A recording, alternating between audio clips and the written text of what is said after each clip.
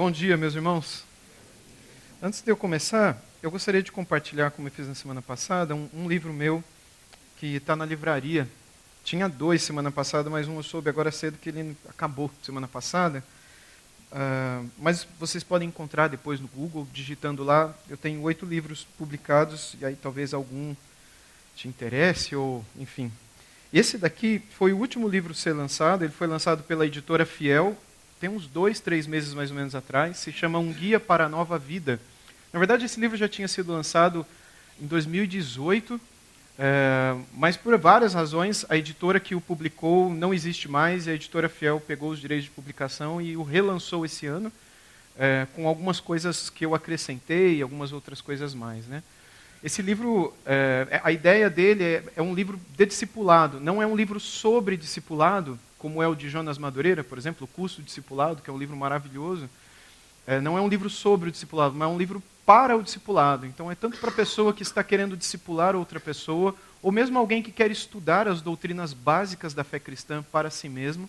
A ideia do livro é introduzir o cristão, seja ele alguém que já caminha há muito tempo, mas nunca pôde estudar as doutrinas centrais da fé cristã sozinho, e quer saber um pouco mais daquilo que é o mais importante da nossa fé, aquilo que é o coração de fato. Se nós pegarmos um manual de teologia, um livro de teologia sistemática, um livro maior de doutrinas, se verá outras doutrinas nas quais a gente percebe que algumas pessoas pensam de formas diferentes. Aqui eu não trato dessas doutrinas, eu trato daquelas que são centrais, daquelas que todos nós, mesmo pertencendo a denominações diferentes, abraçamos e confessamos e falamos a mesma coisa. Aquilo que é o coração, aquilo que, se negarmos, seremos chamados, por aqueles que estudam a história da igreja, de hereges de fato. Aquilo que é essencial e não pode ser abandonado, e precisa ser bastante conhecido. E a ideia do livro é, ao final de cada capítulo, ter perguntas e respostas, não é? Espaço em branco para a pessoa anotar, e também desafios para o próximo encontro, no caso de você estiver fazendo um estudo 1 a 1, um discipulado com alguém, ou mesmo numa classe ou um grupo, classe de novos membros, que é a ideia original dele quando eu escrevi para a igreja onde eu sou pastor. Então, a ideia desse livro é trazer à pessoa aquilo que é o essencial. Então, eu trato um pouco sobre a lei e a graça, os 10 mandamentos, o que são esses mandamentos, o que cada um deles fala, o que é o evangelho, o que é a fé, o que é o arrependimento, o que é a santidade, o que significa a cruz, o arrependimento, a ressurreição, o que é a oração. Então tem um pequeno estudo sobre a oração do Pai Nosso e as implicações desta oração para as nossas orações. Um pouco sobre o credo apostólico também, com foco na Santíssima Trindade, porque é importante crermos num Deus Pai, Filho e Espírito Santo, e algumas outras coisas mais que são essenciais para a nossa fé. Então, se você quiser conversar um pouquinho sobre esse livro, e, enfim, a gente pode conversar depois também, tá bom? Muito bem. Vamos abrir as nossas Bíblias lá em 1 Reis, capítulo 17. Primeiro livro de Reis, capítulo 17. Como eu tenho dito aos irmãos, já desde ontem, nós vivemos nesse mundo, em um mundo de instabilidade, um mundo instável, não é? Um mundo como se vivêssemos em tendas de fato. Um mundo onde nada é seguro, onde nada é certo. A única certeza que a gente tem é qual? Qual que é a única certeza que a gente tem? É daquela que a gente não gosta de lembrar e que a gente quer que demore o máximo para chegar. Mas é a única certeza que a gente tem. E com essa certeza, a gente sabe que tudo nesta vida é passageiro, tudo é transitório. E embora a gente saiba disso, a gente vive como se não fosse assim. Nós vivemos criando raízes, nos apegando a coisas, nos apegando demais a pessoas como se elas fossem a nossa salvação e alegria. Muitas vezes a própria família se torna um ídolo que pode até destruir a nossa vida. Embora a família é uma criação de Deus, embora a família é uma bênção que Deus deseja abençoar, como ele disse para Abraão lá em Gênesis 12:3, não é? Em ti, Abraão, na tua fé serão benditas. Ou seja, aquelas pessoas que tiverem a mesma fé que você teve, serão abençoadas, benditas todas as famílias da terra. Então Deus deseja abençoar famílias. Mas o nosso Senhor Jesus nos lembrou de que quando nós colocamos pai, mãe, esposo, até mesmo filhos, filhas, acima de Deus, nós criamos ídolos. E nós não somos dignos dele, de fato. De modo que tudo aquilo que Deus nos dá é uma bênção nesse mundo, mas nós não podemos nos apegar a estas bênçãos mais do que a Ele mesmo. Porque tudo aqui passa, tudo aqui é transitório, tudo aqui vem e vai. Porém, as coisas que estão preparadas e reservadas para nós naquele mundo onde as coisas são definitivas, é nelas que o nosso coração tem que estar o tempo todo, é sobre elas que a nossa mente tem que estar refletindo a cada momento, e é ali que tem que estar o nosso coração, nos tesouros que estão para além desta vida. Porque se o nosso coração se apegar à instabilidade desse mundo, desse país, dos governos, da economia e etc., certamente em algum momento nós seremos destruídos emocionalmente. Em algum momento nós seremos destruídos por dentro, por vermos que de fato esse mundo não pode trazer segurança nenhuma para nós.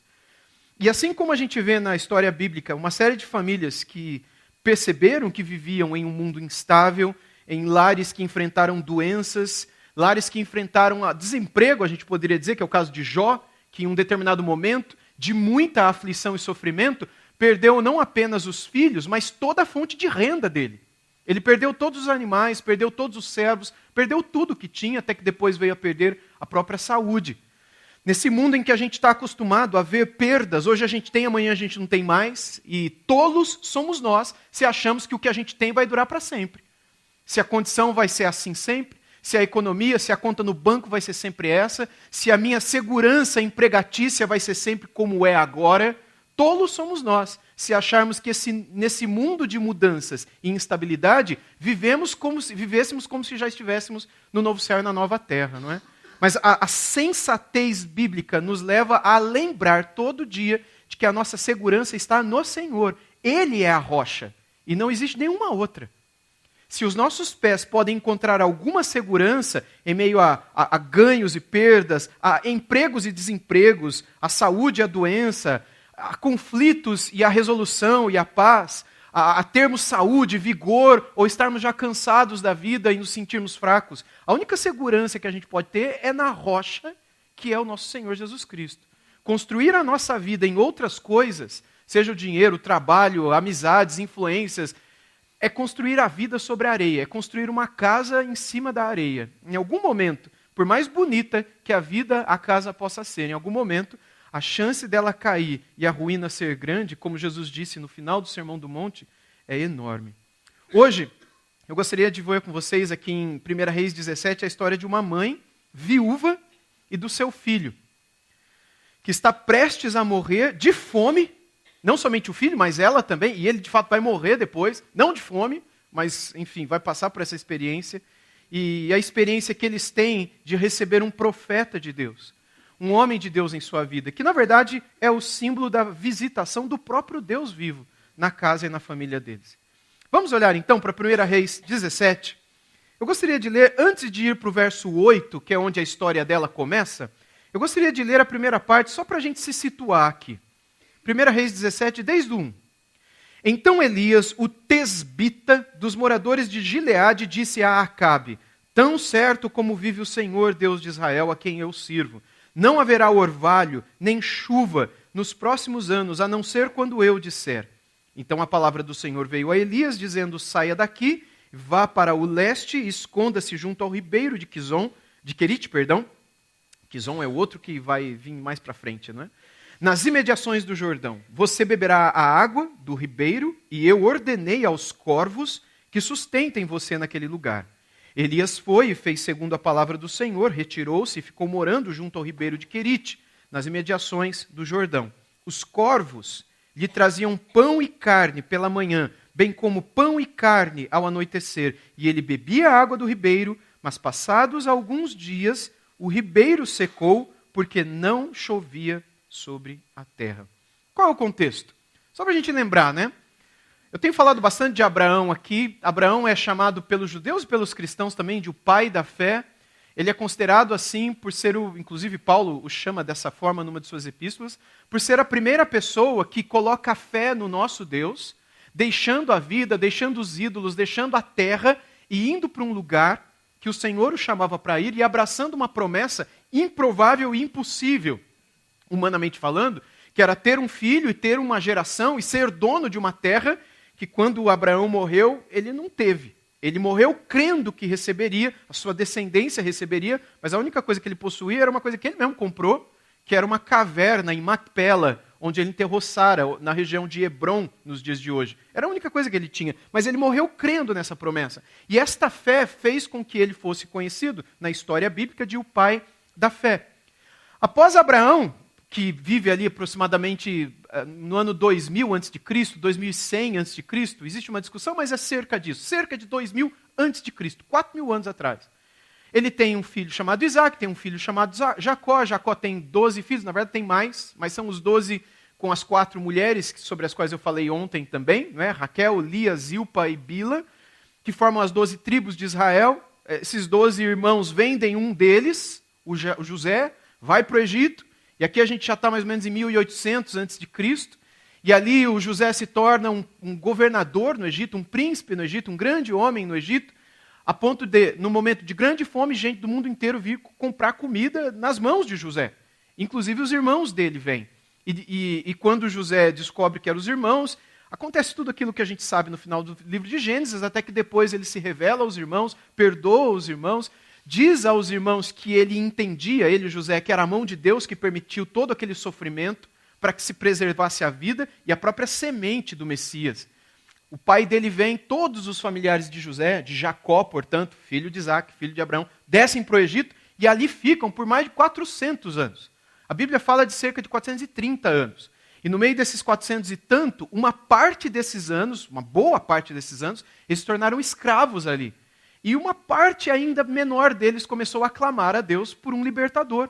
E depois desse tempo, por volta do ano 1500, 1400 antes de Cristo, Deus levanta Moisés, que vive tudo que vive, a gente sabe também da história.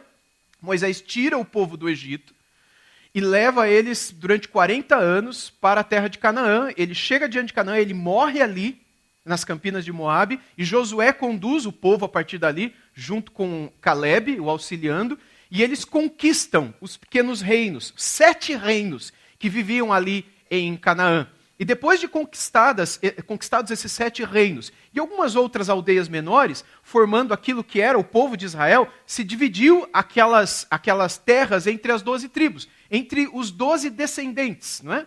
Os grandes descendentes, daqueles 12 filhos de Jacó, que 400 e tantos anos antes desceram para o Egito como escravos. E agora, mais de 2 milhões, muito mais de 2 milhões. Moisés fala de 600 mil homens. Se a gente imaginar que cada um deles tinha uma mulher, dá 1.200.000, só uma. Se imaginar que cada casal desses tinha só 2 filhos, como um casal moderno, são 2.400.000 pessoas. Se você imaginar que eles tinham mais do que 2 filhos, você pode multiplicar, imaginar para quanto que esse número não vai. É o número de pessoas que saiu do Egito com Moisés.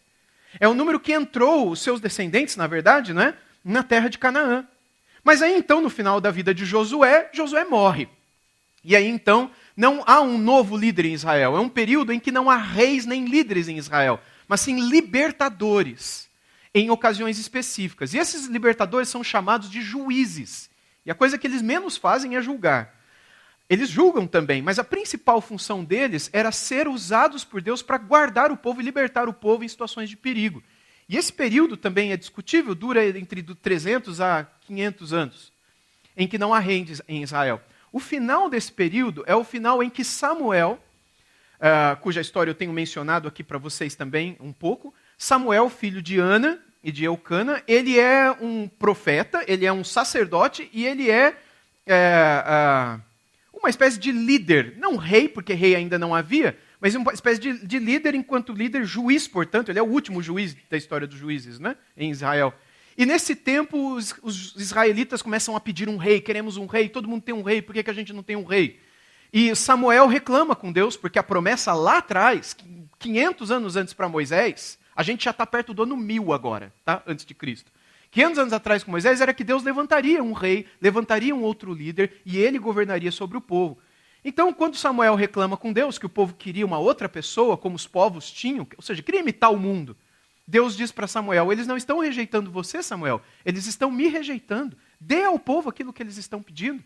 E assim Deus fez, e assim Samuel fez, e assim Deus faz ainda hoje. Quando a gente rejeita Deus e passa a amar as coisas do mundo, às vezes até a gente pede coisas que não deveria para Deus, E a Bíblia nos diz que Deus muitas vezes dá essas coisas para a gente, para o nosso mal, para a gente aprender que a gente não deveria se apegar e amar as coisas desse mundo mais do que a Ele.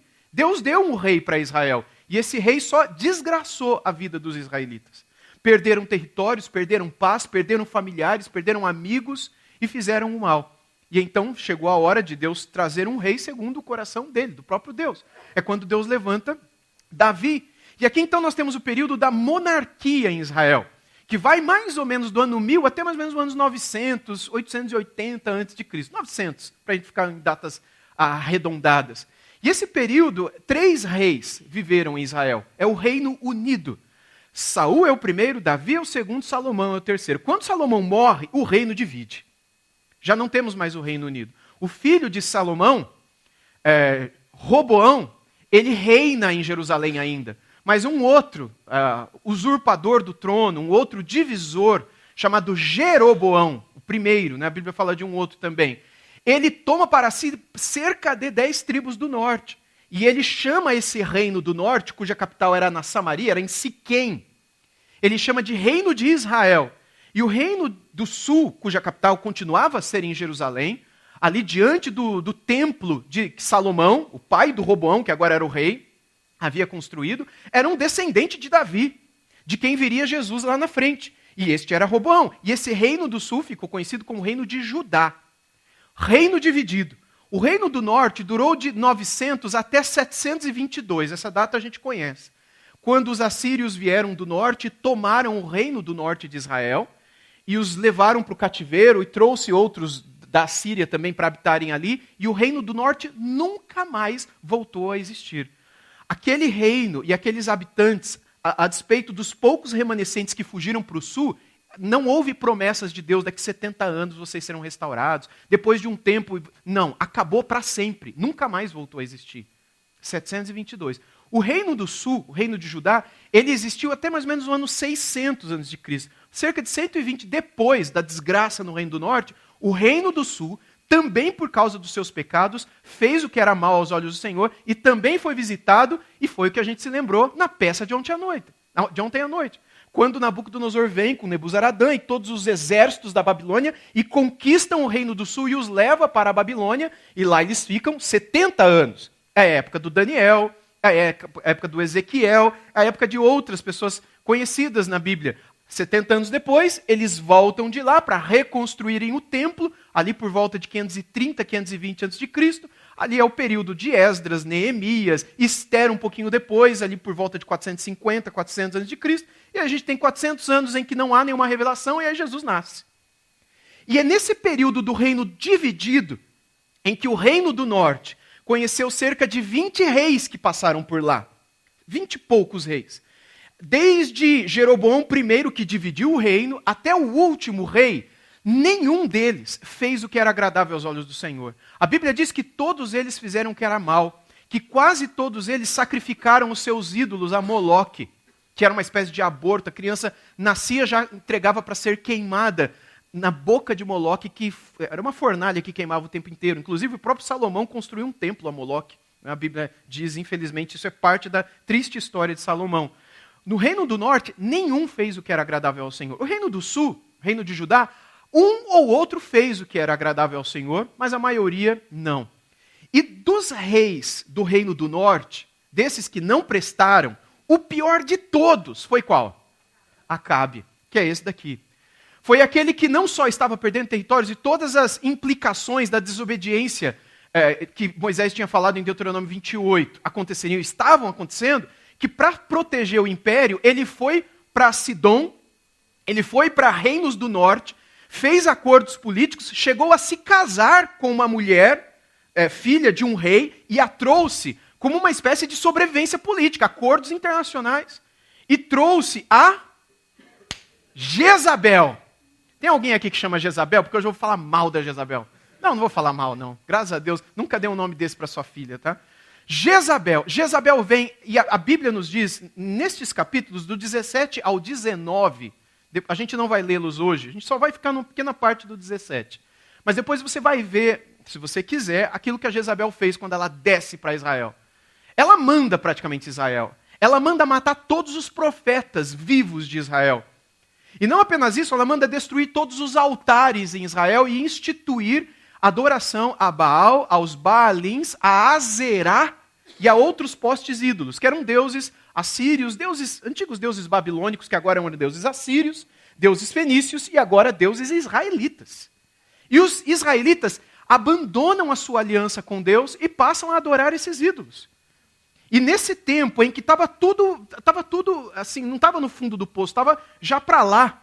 Já não tinha mais aliança com Deus, já não tinham mais altares sobreviventes, porque todos haviam sido destruídos. Já não havia mais profetas, conhecidamente, porque Jezabel, todos que se conheciam, ela mandava matar. E era essa a situação, idolatria nacional. Nesse tempo, Deus levantou um homem para que ele fosse até a casa do rei de Israel, até a casa de Acabe, para falar algumas coisas. E esse homem foi o Elias, do versículo 1. O verso 1 diz que Elias era um tesbita. Tesbita é quem nasce em Tisbé. Se você procurar em qualquer mapa bíblico, você não vai encontrar a cidade de Tisbé. Porque não é nem uma cidade, é uma pequena, é uma aldeia, mas é uma pequena aldeia, da qual a gente não sabe mais absolutamente nada.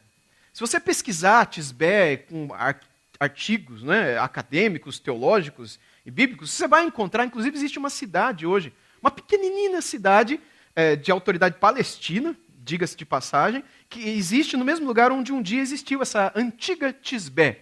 Mas desde aquela época, ela era nada no meio de lugar nenhum. E o que se sabe de Tisbé também é que nenhuma outra pessoa saiu dali. Não se sabe de políticos, de autoridades, de famílias importantes. A gente só sabe que essa cidade um dia existiu porque Deus levantou um homem daquela cidade. E esse homem foi Elias. O que a gente sabe sobre a família dele? Absolutamente nada. Nada. Ou seja, Elias era um homem comum, de uma cidadezinha desconhecida, de uma família sem nenhuma expressão, que Deus quis escolher, porque havia obediência naquele coração, para usá-lo como a sua voz num momento de abandono, de caos espiritual em todo o reino de Israel. E Deus o levantou. Imagina que você fosse esse Elias, e que você morasse nesse fim de mundo. E imagine que Deus dissesse para você o seguinte: olha, você vai sair daí da sua casa, e você vai comparecer diante do rei Acabe e da rainha Jezabel, e você vai dizer uma palavra para eles. E você sabe o que eles estão fazendo com os profetas. E você sabe que você é profeta. Ou seja, essa missão é o quê? Você sabe que você vai, mas você não volta. É uma missão suicida. É uma missão sem você dá tchau para todo mundo, acerta a tua casa e vai. E sabe que de lá você não volta. Mas ele volta. Aliás, eu não vou falar sobre isso aqui agora, eu falo disso num outro livro meu. Estude, por favor, depois, até o final do capítulo 19. Para você ver tudo o que Deus fez por meio desse homem de Deus chamado Elias, que, enfim, na boca dos judeus, na boca do próprio Senhor Jesus, indiretamente, representa o maior de todos os profetas do Antigo Testamento. Jesus, quando resume o Antigo Testamento, ele fala de Moisés e Elias, para resumir a lei e os profetas.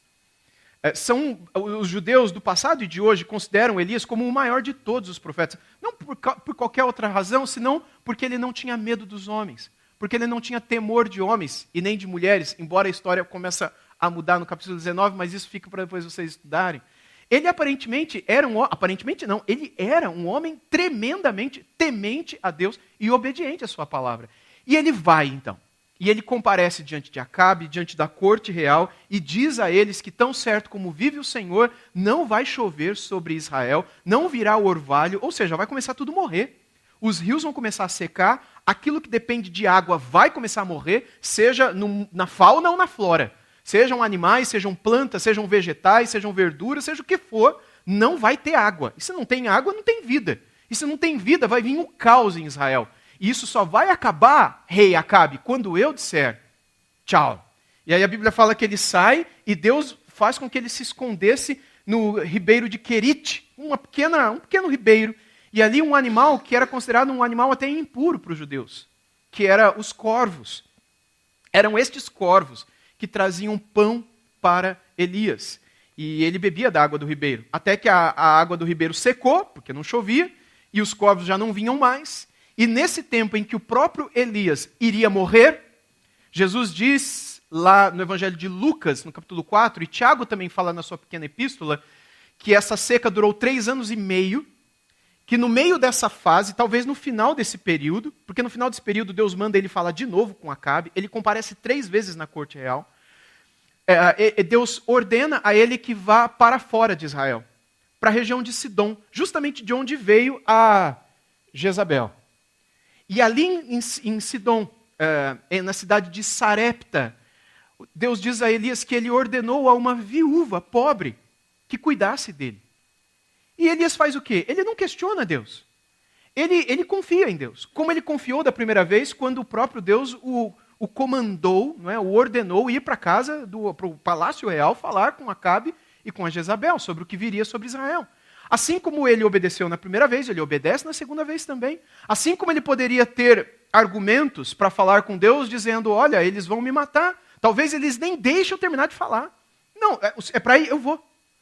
Agora nós veremos a partir do versículo 8, que o Senhor ordena para a sua própria sobrevivência, porque ele ainda seria usado pelo Senhor mais adiante, nos capítulos seguintes, que ele fosse para Sarepta. E ele vai sem questionar. E é o que vemos nos versos 8 e 9. Vamos ver. Então a palavra do Senhor veio a Elias dizendo, levante-se lá do ribeiro de Querite, onde ele vivia, na beira do riozinho. Levante-se e vá a Sarepta, que pertence a Sidom. Sidom é um reino, tá? No norte de Israel. É um outro país, tem um outro rei lá, tem um outro governo, é uma outra língua, é outro tudo. É uma coisa sair do Brasil e ir para Equador. Mais ou menos assim, não é? E fique por lá. Ali ordenei a uma viúva que dê comida para você. Vamos pensar um pouquinho nessas primeiras palavras. O cenário aqui, a gente já sabe agora. É de fome, é de seca por toda a terra de Israel. E isso por causa da desobediência do rei e do povo que também abandonou a aliança. O povo estava amando aquilo lá. Tanto é que, mais adiante, quando Elias está diante dos profetas de Baal, de Azerá e tudo mais, são 850 profetas no Monte Carmelo contra Elias, e o povo está no sopé do Monte Carmelo, vendo tudo aquilo, Elias questiona o povo. Até quando vocês vão ficar pulando de um galho para o outro? Não é com essas palavras, né? Ele diz, até quando vocês vão ficar pulando de um Deus para o outro, adorando esse? Se é Deus, se o Senhor é Deus, adore-no. Se Baal é Deus, adore-no. E a Bíblia nos diz no capítulo seguinte, no capítulo 19, na verdade, que o povo não abriu a boca. O povo não respondeu. Porque no fundo do coração eles também acreditavam em Yahweh. Eles também acreditavam em Javé. Eles também acreditavam no Eu Sou, no Deus de Abraão, de Isaac e de Jacó. Mas vai que, né? Esse mundo é tão, sei lá, esquisito, complicado, e a gente vê que os povos dessa terra adoram tantos deuses. Talvez não faça mal a gente não seguir exatamente o que Deus diz. Talvez se a gente fizer um pouquinho diferente, não dê tantos problemas assim. O povo estava com o coração dividido e o nosso Deus não aceita isso. Um coração dividido, um coração com ânimo duplicado, né, como o Tiago fala. Mas esse é o cenário de fome e de seca. Deus agora não vai enviar Elias para um rei, para um lugar seguro, para um palácio, para um celeiro cheio de alimentos. Ele manda Elias para uma viúva estrangeira em Sarepta, no território de Sidom, a terra da Jezabel. A ordem parece chocante, né? Quando Deus diz, eu ordenei, no final do verso 9, eu ali ordenei a uma viúva que dê comida para você. Ou seja, isso fica claro para nós, né? Deus não precisa de celeiros. Ou seja, celeiro naquele contexto, se fosse hoje, eu diria, e eu digo, né? Deus não precisa de fonte de renda para cuidar de você e de mim. Deus não precisa de bancos. Deus não precisa de pessoas milionárias, bilionárias, com muitas posses, às quais você vai se apegar para delas então ter o seu sustento. Nosso sustento não vem das fontes de rendas desse mundo. Nosso sustento não vem dos celeiros desse mundo. O celeiro real é a obediência do pobre e o coração que se abre mesmo em escassez. É na obediência que Deus derrama as suas bênçãos. É por isso que ele manda Elias não para qualquer lugar que havia posses, mas ele manda para uma viúva pobre que só tinha comida para ela e para o menino, e que depois de comer aquilo eles morreriam. Mas para Deus, a subsistência, a sobrevivência, o cuidado e o sustento não estão nas coisas desse mundo, está na obediência do coração. Por isso que Deus escolheu aquela viúva pobre de Sarepta. Ou seja, Deus opera onde a gente menos espera, inclusive nas coisas mais humildes, nas vidas que ninguém vê. Qual era o nome dessa viúva? Não importa. Deus sabe. E o que encanta Deus não é o nome dela, a família dela, a história dela, mas a obediência no coração dela. Ou seja, mesmo famílias em desvantagem social, em desvantagem emocional, material, econômica, elas não estão fora do plano de Deus. Se há obediência no coração delas, é de Tisbé que muitas vezes Deus tira a gente para poder usar para a sua glória. E Tisbé diz respeito a lugares humildes, lugares esquecidos, lugares nunca imaginados por ninguém. Mas se ali houver alguém cujo coração é temente a Deus, contra tudo e contra todos, contra toda a probabilidade e tudo aquilo que humanamente é racional, Deus pode usar e fazer milagres para a sua glória. E eu creio que o nosso país está precisando disso mais do que nunca, não é? Enfim, vamos olhar do 10 ao 16 agora. Então ele se levantou e foi a Sarepta. Chegou ao portão da cidade. Encontrou uma viúva que estava apanhando lenha. Imagina a senhorinha apanhando lenha sozinha. O marido dela morreu, ela tem um menino e ela não tem quase nada para comer. Ele a chamou e lhe disse, por favor, Elias chamando aquela senhora, né? Traga-me um pouco de água numa vasilha para que eu possa beber. Quando ela já estava indo buscar a água, Elias a chamou e lhe disse, traga-me também um bocado de pão, por favor. Porém ela respondeu, tão certo como vive o Senhor, seu Deus, eu não tenho nenhum pão assado. Eu tenho apenas um punhado de farinha numa panela e um pouco de azeite num jarro. E como você pode ver, eu apanhei 2 pedaços de lenha e vou preparar esse resto de comida para mim e para o meu filho. Vamos comer e depois morreremos de fome. Elias disse a ela, não tenha medo. Vá e faça o que você disse. Mas primeiro, faça um pãozinho com o que você tem e traga-o para mim. Depois prepare o resto para você e para o seu filho. Porque assim diz o Senhor Deus de Israel, a farinha da panela não acabará, e o azeite do jarro não faltará, até o dia em que o Senhor fizer chover sobre a terra. A viúva foi e fez, segundo a palavra de Elias.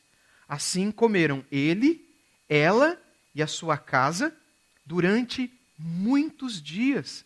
A farinha da panela não acabou, e o azeite do jarro não faltou, segundo a palavra do Senhor anunciada por meio de Elias. Irmãos, Elias só pediu água num primeiro momento. Enquanto ela estava indo buscar a água, ele pediu, traz um pedacinho de pão também. E a mulher confessa, eu tenho só um punhado de farinha, nem pão eu tenho. Não sei se você já passou por essa situação na vida. Eu não tenho nem pão, eu tenho um pouquinho de farinha e tenho um pouquinho de azeite. E eu peguei 2 pedacinhos de lenha, eu vou acender um foguinho, vou amassar essa farinha no azeite que eu tenho, vou fazer um pedacinho de pão, eu e meu filho vamos morrer e depois, vamos comer e depois a gente vai morrer de fome, porque a gente não tem mais nada. E Elias, que ali e aqui representa a presença de Deus na vida dessa mulher, porque é Deus que mandou ele ali. E é Deus que está envolvido com toda essa história. E é Deus quem disse para Elias que ordenou a uma mulher que cuidasse dele e o sustentasse desse pão. Ele vai e ele pede.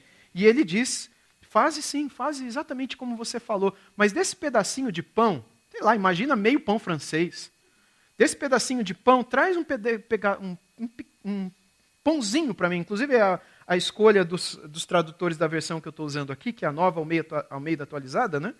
Ele diz, primeiro faça um pãozinho, porque o texto hebraico, de fato, é um katon lehem, é um pequenino pão. É um pão pequenininho, de fato. Ou talvez um pedaço, um fragmento de um pão partido. Traz esse pedacinho para mim. E aí depois come você e o seu filho, e pode ter certeza que não vai faltar nada. Porque assim diz o Senhor, e aí ele fala do que aconteceria na panela e da farinha presente nela, e do azeite do jarro que jamais faltaria para ela. Gente, isso daqui lembra a fé para a gente, né? A fé é esse salto no escuro. No salto escuro da necessidade. Não é quando está tudo bem, é quando a gente não sabe o que vai acontecer. Inclusive, o autor de Hebreus diz isso em Hebreus capítulo 11, versículo 1, de que a fé é o quê? Vocês lembram? Está meio parecendo Pentecostes aqui agora. Oi? A fé é a certeza do quê? Das coisas que se espera. Você está só esperando, você não recebeu ainda, mas você já tem certeza. Aí alguém olha de fora e fala, você é louco. Se você nem viu, como é que você tem certeza? Você não pode dar nem testemunho no tribunal. Você não viu. Não, mas eu tenho certeza. Ou seja, a fé é uma coisa irracional. Ela é isso. E ela é a firme convicção do quê? Das coisas que não se veem. Ou seja, você está convicto de uma coisa que você não viu. Isso é fé. Não é segurança. É fé. É certeza, é convicção de uma coisa que você não sabe. Mas você sabe. Você é louco? Sou. A fé é isso. E a Bíblia diz, no mesmo capítulo, no versículo 6, que sem isto, fé, é impossível agradarmos a Deus. Deus não fica feliz quando você consegue provar que Ele existe. Isso não quer dizer que você não possa encontrar sinais e evidências de que fomos criados, como Marcos Evelyn nos disse 2 dias atrás. Sim, você pode. E eu creio que a química, que a física, que a biologia, que a arqueologia, que a geologia e que tantas outras ciências das faculdades humanas podem chegar a conclusões que apontem a presença de um Criador. Mas imagine que você se torne um físico daqui 4 anos. E você descubra algo que aponte para a presença e você sai de Deus no universo e você diga, agora eu vou ali provar que Deus existe. E aí de repente alguém se converte, porque você provou por meio da ciência. Isso agradaria a Deus? Porque não é pela prova. Deus não quer e nem se agrada que qualquer pessoa chegue a Ele porque foi provado, e então eu concluí pela minha capacidade racional de que há um Deus, então agora eu acredito. Não, você não acredita, você sabe. Você sabe porque você experimentou, porque Ele te tocou, porque Ele te feriu, porque Ele te convenceu. Algo que você não consegue descrever em palavras, mas é uma alegria inexplicável, como Martin Lloyd Jones escreveu. É uma alegria indizível, né? Que é o que Paulo escreveu. É algo que você não consegue dizer, mas você sabe. Você não precisa acreditar, você sabe. Você acredita em outras coisas ligadas a Ele que você ainda não viu e que estão ligadas à vinda dEle, a outras coisas mais. Mas aquilo que você já experimentou, você não precisa nem de fé. Você sabe. Eu sempre ilustro isso com a figura de uma fruta. Imagina que você nunca provou o gosto do limão. Ok? E aí eu digo para você que o limão é azedo, que o limão, se você cortar ele por dentro, ele é verde. Tem outros limões de outras cores, mas aquele comum, né, da sala é o verde. E ele é azedo, se você chupar, você vai fazer careta. E você nunca viu um limão, você nunca cortou um limão, você nunca chupou um limão. Mas você acredita em mim, certo? Agora, se eu trouxesse um limão, cortasse o limão, te chamasse aqui, você lambesse o limão e fizesse careta, falasse, é de fato azedo? Alguém poderia perguntar para você, mas você ainda continua acreditando que o limão é azedo? Você diria, não, eu não preciso acreditar que o limão é azedo. Eu sei que o limão é azedo. Porque agora eu experimentei do limão. É esse tipo de provar e ver que o Senhor é bom que a Bíblia nos convida. Você não precisa, em certas coisas, eu espero estar sendo claro, você não precisa crer mais. Você já sabe que Deus é bom. Você já sabe que Deus é maravilhoso, que Deus traz paz, que Deus conforta na aflição, que Deus dá graça no meio do vale da sombra da morte. Você sabe, porque você já tem vivido com Ele. Você não precisa nem crer mais, você sabe. Agora, você crê que Ele voltará, você crê no novo céu e na nova terra, você crê que Ele existe, porque você não viu, mas você sabe que Ele existe. E nessa vida de fé em fé, que Deus nos leva à sua presença e que nós o agradamos. Não é pela prova, pela convicção que nós mesmos criamos e oferecemos às pessoas. E é por isso que o coração dessa viúva em Sarepta agradava a Deus. E é por isso que o coração de Elias agradava a Deus. Porque havia fé, havia esse salto no escuro. Vou sair de Israel para cá de uma viúva que não tem mais nada para comer. A fé é isto. E sem este pequeno dom dentro do nosso coração, porque até mesmo a fé é um dom de Deus, não é? Não é algo nosso. O que Hebreus 12, 1 fala para nós? Que Jesus é o autor e consumador do quê? Não é você o autor da sua fé, nem isso. Ele é o autor e ele é o consumador daquilo que nos faz voltar para Ele e que o agrada quando nos vê com ela, colocando-a em prática, não é? Porque se Ele nos dá, então Ele pergunta agora, onde está a vossa fé? E é no exercício disso que nós o agradamos, quando nós saltamos no escuro da necessidade, muitas vezes, confiando que Deus já acendeu uma luz lá na frente, e embora a gente não está vendo ainda. E a mulher obedece. E o milagre acontece. E a farinha não acabou, e o azeite não faltou. Irmãos, quantos, não é? Pais, mães, quantas famílias hoje vivem como com o último punhado de forças. Às vezes casais vivem situações assim, como se já não há mais farinha na panela, nem azeite na botija. Ou seja, olha, para acabar, para morrer esse casamento, para morrer essa família, falta muito pouco. Talvez a gente vai ter só mais uma noite dentro dessa casa e amanhã já era. Às vezes as nossas vidas estão nessa situação, não falta, às vezes tem muito dinheiro no banco, mas não tem mais graça, não tem mais vida, não tem mais amizade, não tem mais nada, não tem mais amor, não tem mais perdão, não tem mais desejo de restaurar nada, não tem mais desejo de dar um segundo passo. Ou seja, a gente só tem um punhadinho de força na mão. Quantas famílias, às vezes, dizem nas nossas igrejas, como pastor, inúmeras vezes aconselhando pessoas. Eu já vi casais, ou às vezes só um deles, porque o outro nem aconselhamento queria buscar, dizendo para mim, olha, eu não aguento mais uma semana. Não dá mais. Ou seja, essa realidade de lidarmos com a morte, seja a morte física, seja a morte de um relacionamento, ou outros fins que nós estamos acostumados a lidar nessa vida, é uma realidade. E é a obediência no pouco. É a obediência no pouquinho. Que é o terreno do milagre do muito. É quando a gente é fiel no pouco que Deus nos diz e a gente sabe que Deus é poderoso para fazer o que a gente não é capaz de ver que pode ser feito. Ele é capaz de abrir um caminho onde não parece ter nenhum. Mas se nós formos fiéis a Ele e crermos que Ele é poderoso para fazer. Os versos 17 e 18, na sequência do texto que estamos lendo, dizem o seguinte. Parei no 16, vamos continuar no 17. Depois disto, ou seja, depois que eles comeram, que não faltou farinha, não faltou azeite, depois disto, o filho da mulher, dona da casa, adoeceu, e a doença dele, se agravou tanto que ele morreu. Então a mulher disse a Elias, o que foi que eu fiz a você, homem de Deus? Você veio aqui para trazer à memória a minha iniquidade e matar o meu filho? Isso, a gente não sabe por que ela diz isso, mas é provável que nas conversas que eles tinham durante os dias, ele tenha falado de pecados. Naturalmente, essa mulher tinha pecados também, não é? E o filho dela também. E ela que faz essa associação. Você veio, conversou com a gente, trouxe à minha memória a noção de que eu sou iníqua também, sou pecador e sou indigna. E agora meu filho morreu, talvez na mente dela fosse uma consequência do pecado dela, ou seja, só morreu porque pecou, porque é um iníquo também. É isso que você veio fazer aqui, na confusão de um coração em luto pela perda do filho, foram as palavras dela. Verso 19.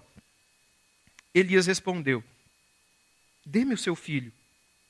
Ele o tomou dos braços dela e o levou para cima, ao quarto onde ele mesmo se hospedava, e o deitou em sua cama.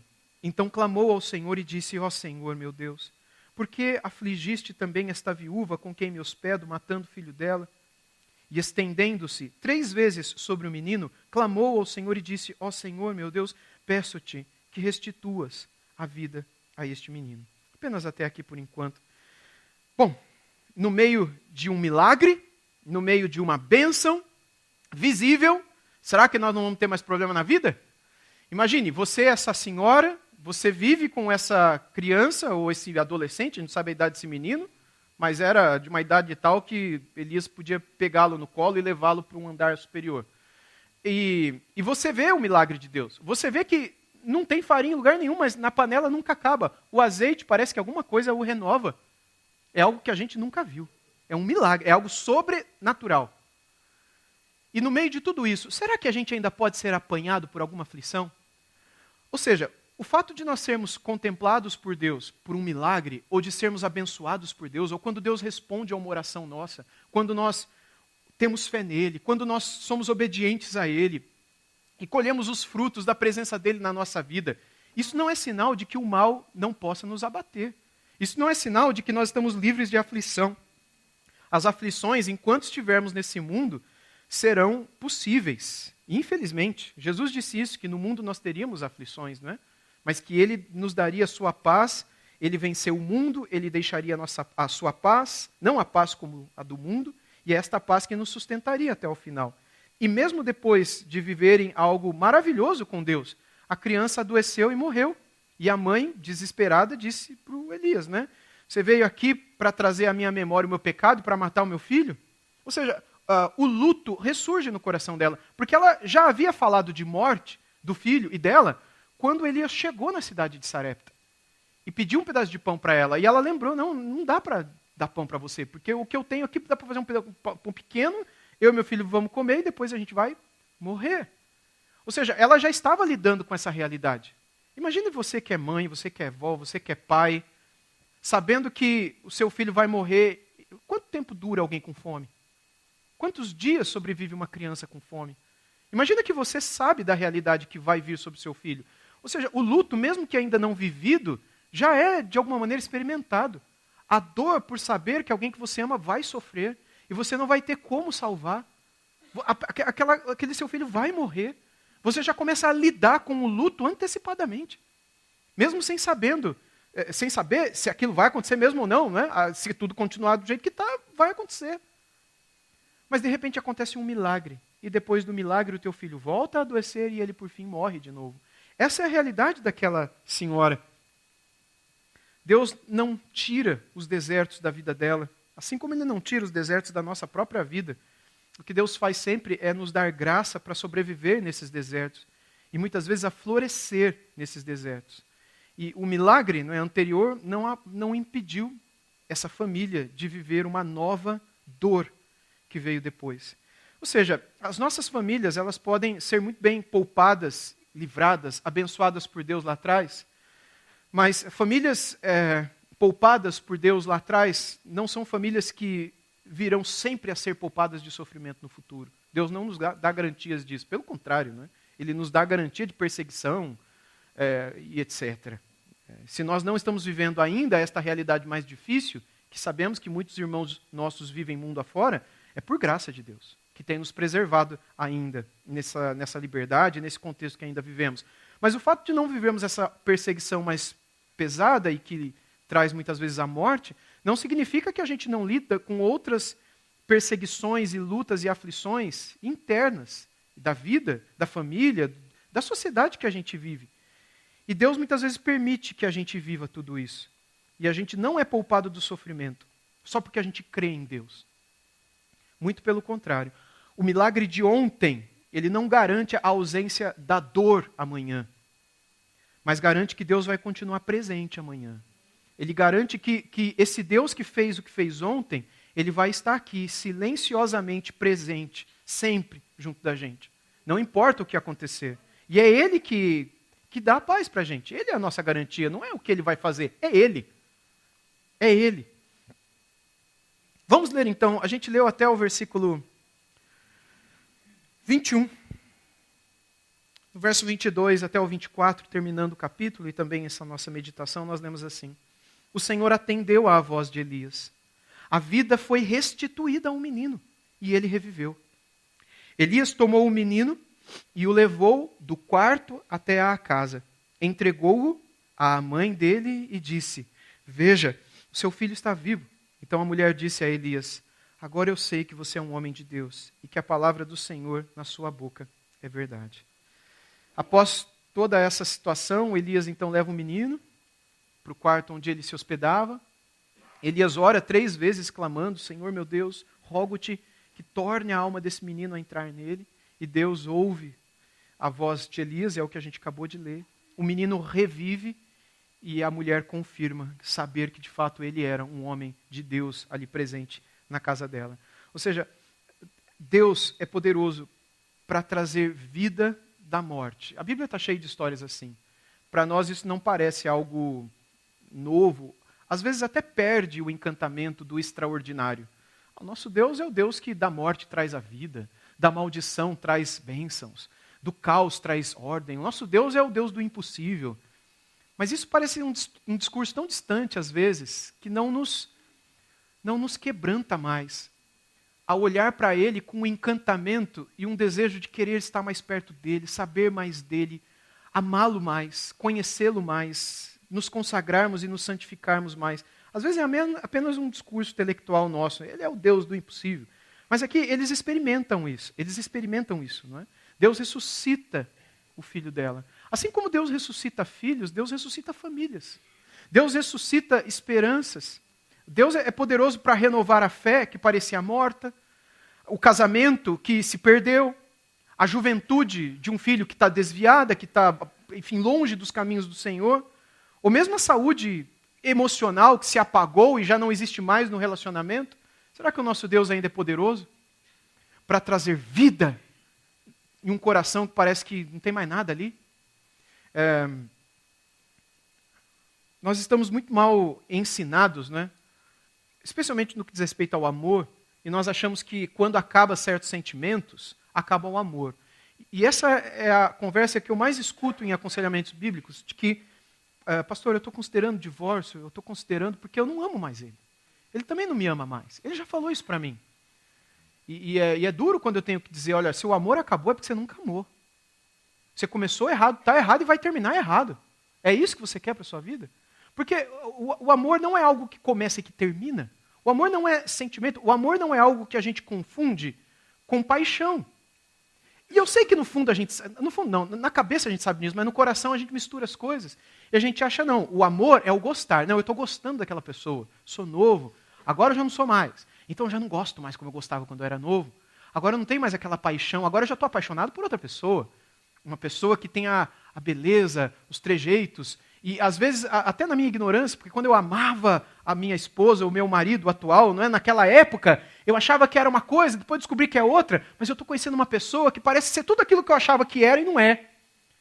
E agora eu não tenho mais, sabe? Acabou a paixão, acabou o encantamento, acabou o gostar, acabou o amor. Não, não acabou o amor. O que acabou é o gostar, a paixão, isso acaba mesmo. Gostar a gente deixa de gostar. A paixão, ela é como um fogo que acaba, que apaga. O encantamento acaba no primeiro pecado cometido pela pessoa com quem você casou. Porque a gente casa achando que a gente não casou com um pecador. Ou com uma pecadora. E quando a gente descobre que foi um pecador que disse sim pra gente, ou uma pecadora que disse sim pra gente, e a gente começa a se incomodar com o pecado do nosso cônjuge amado, a gente acha que o amor acabou. Amor não é um sentimento. Você imagina se Deus nos amasse dessa maneira? Você imaginou se Deus dissesse, olha, eu não estou mais sentindo mais o que eu sentia 2000 anos atrás, quando eu mandei o meu filho. Se eu tivesse pensado bem, se eu tivesse olhado como estava vivendo aquela pessoa em 2025, eu acho que, sabe, aquele encantamento, eu já não gosto mais tanto como eu gostava, porque olha, já deu, né? Tudo que você já fez, tantas vezes que eu já te perdoei, agora de novo, e de novo, até quando? Não, eu não te amo mais. É assim, porque Deus não ama, Deus é o amor. 1 João 4,8. Deus é amor. Se Ele é o amor, a fonte de todo o amor, e é Ele quem nos ama e nos ensina a amar, e Ele não age dessa maneira, deixando de amar quando Ele passa a odiar os nossos pecados, como é que a gente pode dizer que o nosso amor acabou? É por causa da nossa insensatez, por causa da nossa imaturidade. Da nossa imaturidade com os nossos sentimentos, não é verdade? A gente acha que não, que a gente conhece uma virtude, que é a virtude do amor, sendo que a gente não sabe nem do que a gente está falando. A gente precisa entender uma coisa, amor é algo que está ligado a Deus.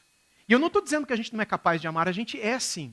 Quando eu, lá atrás, na minha adolescência, juventude, eu estou me colocando aqui no lugar de todos nós, né? Eu lá atrás, me encantei com alguém, gostei de alguém, me apaixonei por aquele alguém e disse, eu estou amando essa pessoa. E foi realmente assim. E aquela pessoa também.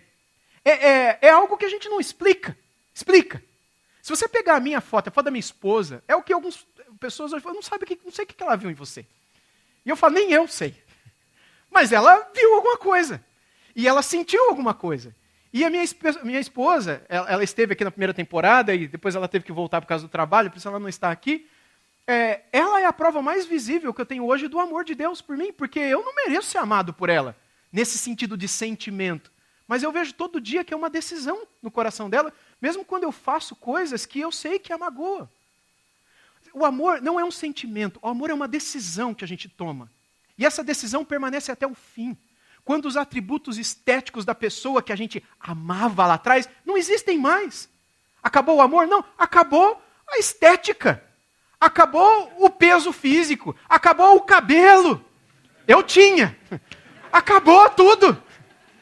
Mas a decisão de cuidar e de amar, a amizade e outras virtudes que são coisas mais nobres do que um mero apaixonar de adolescente, essas coisas elas não têm fim. E é o amor que nos leva a perdoar. É o amor que nos leva a acreditar que Deus é poderoso para fazer um milagre e restaurar o que aparentemente está morto, o relacionamento. O amor. Ok, ainda que a tua decisão de cuidar da tua esposa até o fim, a tua decisão de cuidar, amar, proteger, salvar a tua família até o fim, já não exista mais. Você não quer mais cuidar. Se alguém quiser levar, pode levar. Se alguém quiser matar, faz um favor para mim. Ainda que seja esse o sentimento no seu coração, ou seja, está morto aquilo que um dia existiu, esse texto nos ensina que Deus é poderoso para ressuscitar isso dentro de você. Porque Deus não quer o fim das nossas famílias.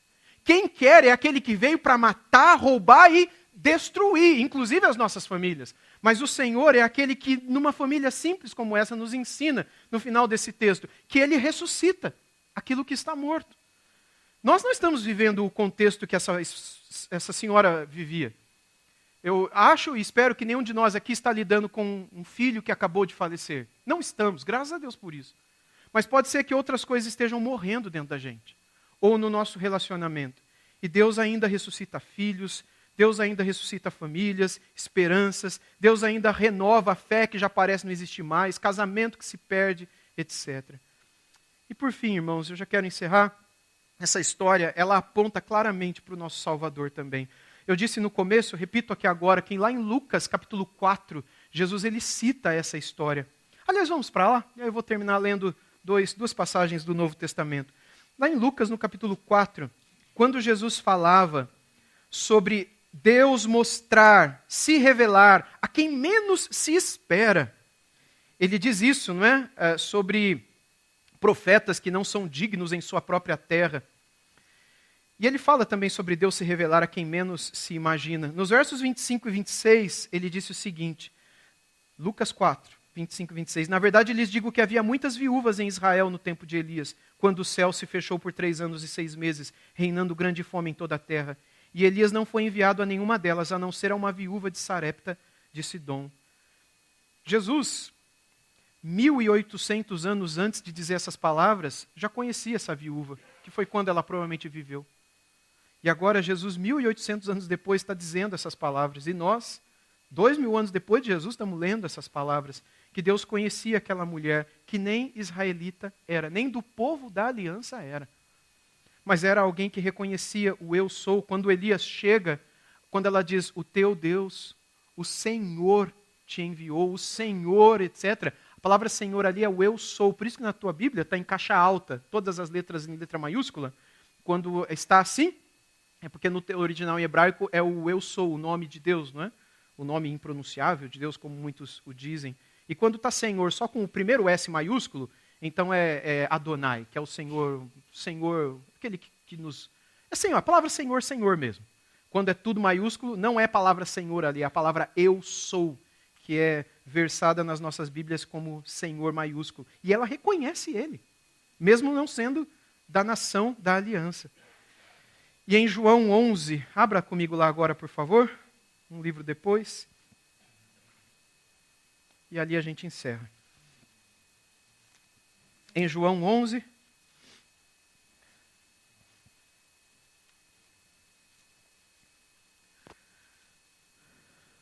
se nós achamos que alguma coisa está perdida na nossa vida, ou morta, e não tem chance mais de reviver, em João 11, 25, Jesus disse, e Jesus declarou, eu sou a ressurreição e a vida.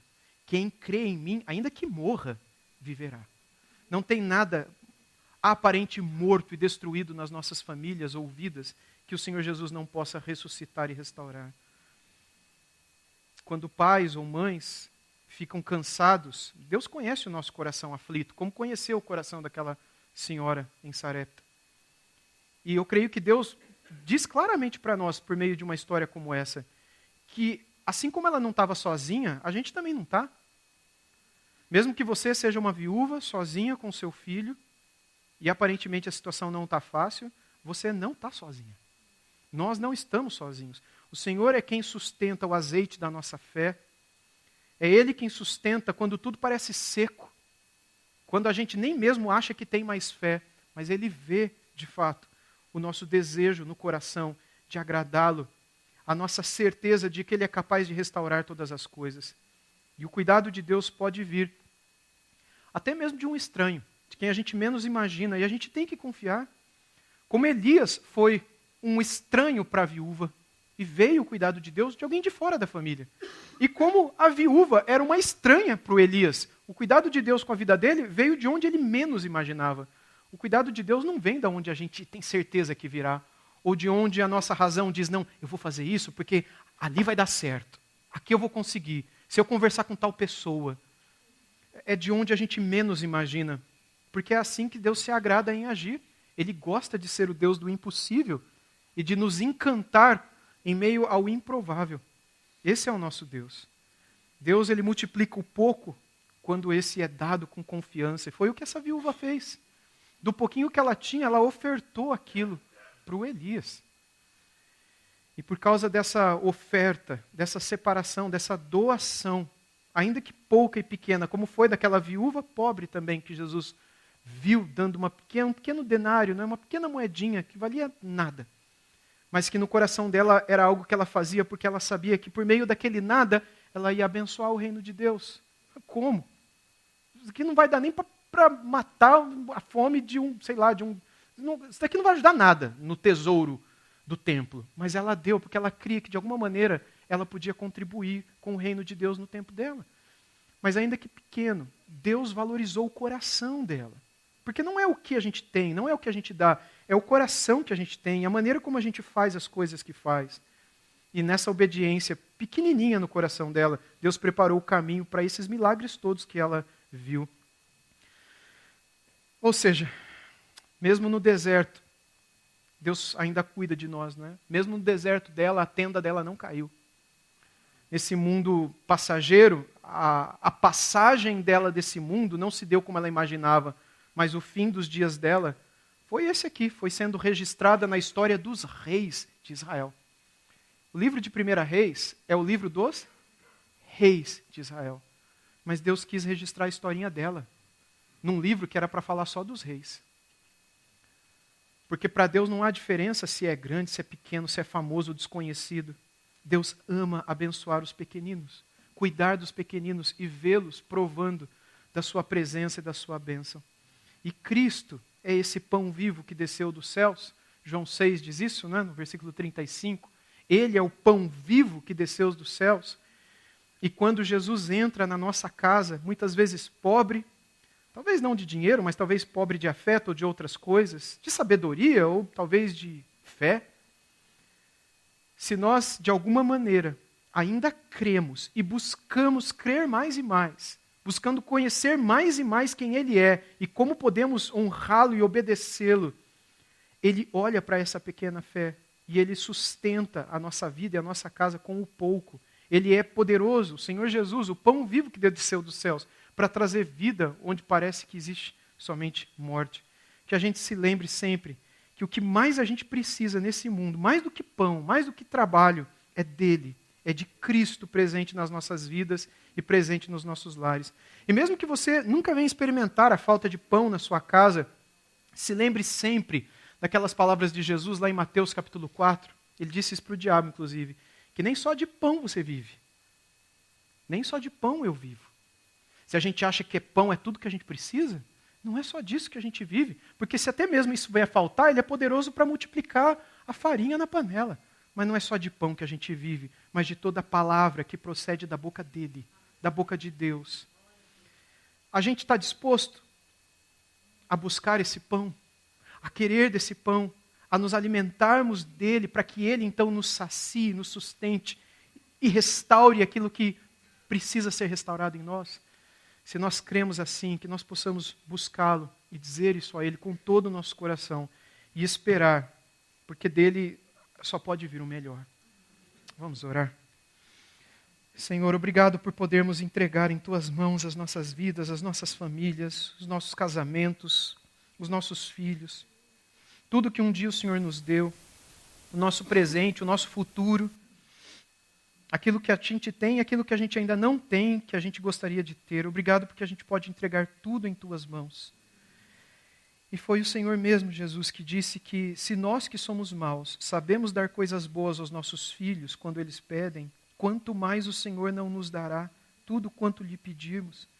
E quando pedimos por nossa família, por filhos e tudo isso, Senhor Deus, sabemos que estamos orando segundo a Tua vontade, porque é o Senhor que diz que deseja abençoar e cuidar das nossas famílias. Então, se estamos orando segundo a Tua vontade, se estamos pedindo por aquilo que cremos que o Senhor é poderoso para fazer, desde agora nós te agradecemos, porque se o Senhor vai nos responder como o Senhor Jesus disse que faria, o Senhor sempre responde. E a Tua vontade é boa, perfeita e agradável. A gente não pode esperar outra coisa, senão o melhor das Tuas mãos. E por isso, ainda que nós não vejamos a farinha na panela, e ainda que os nossos olhos ainda não estão vendo o azeite na botija do coração de filhos, ou a restauração de certas coisas que estão aparentemente mortas, nós cremos que o Senhor é poderoso para fazê-lo, porque de Ti a gente só pode esperar o melhor. Obrigado por essa fé. Obrigado por ter nos dado isto, Senhor Deus, que hoje nos sustenta, nos mantém de pé e nos faz acreditar que a nossa vida não terminará nesse deserto, que a nossa tenda não vai ruir e cair, mas que com as nossas famílias em Tuas mãos, ainda que nós ainda não vejamos, nós só podemos esperar o melhor. Obrigado por isso, Senhor. No nome precioso de Jesus oramos. Amém, Senhor Deus. Amém.